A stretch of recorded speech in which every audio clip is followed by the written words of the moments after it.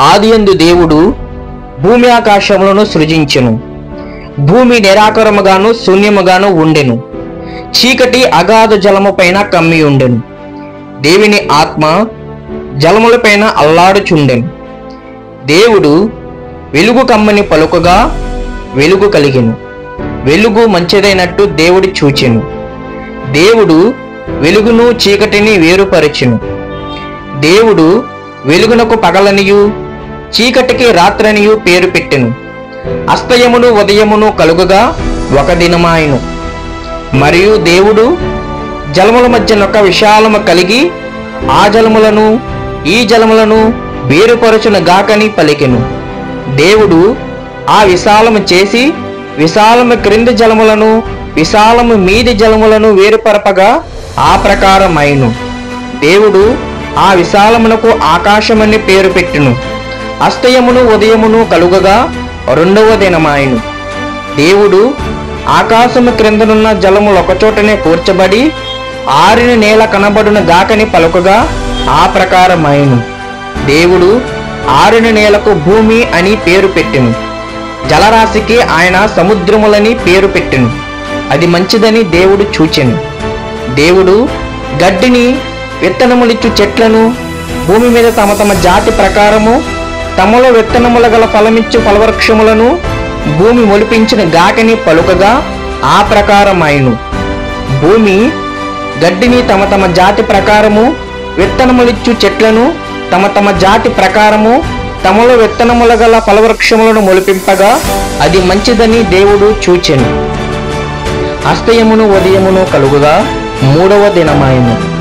దేవుడు పగటిని రాత్రిని వేరుపరుచినట్లు ఆకాశ విశాలమందు జ్యోతులు కలుగును గాకనియు అవి సూచనలను కాలములను దిన సంవత్సరములను సూచించుటకై ఉండు గాకనియు భూమి మీద వెలిగించుటకు అవి ఆకాశ విశాలమందు జ్యోతులై ఉండు గాకనియు పలికెను. ఆ ప్రకారమాయెను.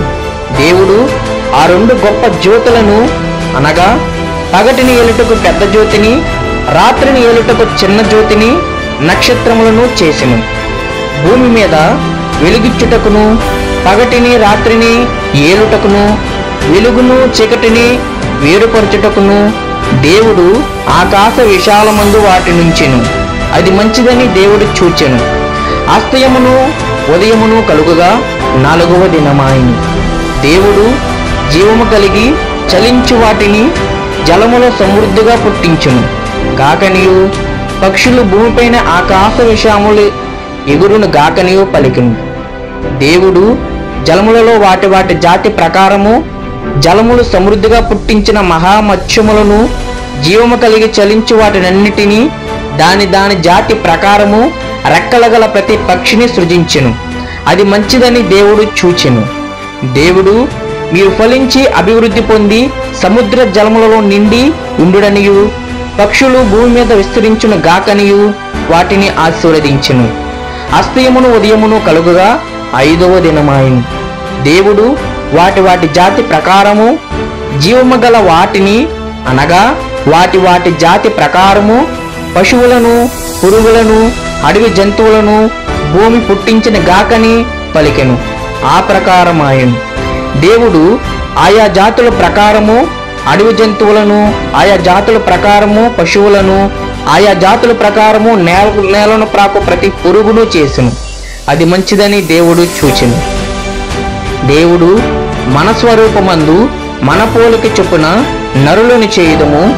వారు సముద్రపు చేపలను ఆకాశ పక్షులను పశువులను సమస్త భూమిని భూమి మీద ప్రాకు ప్రతి జంతువును ఏలుదురు గాకనియు పలికెను. దేవుడు తన స్వరూపమందు నరుని సృజించెను. దేవుని స్వరూపమందు వాణ్ణి సృజించెను. స్త్రీనిగాను పురుషునిగాను వారిని సృజించెను. దేవుడు వారిని ఆశీర్వదించెను.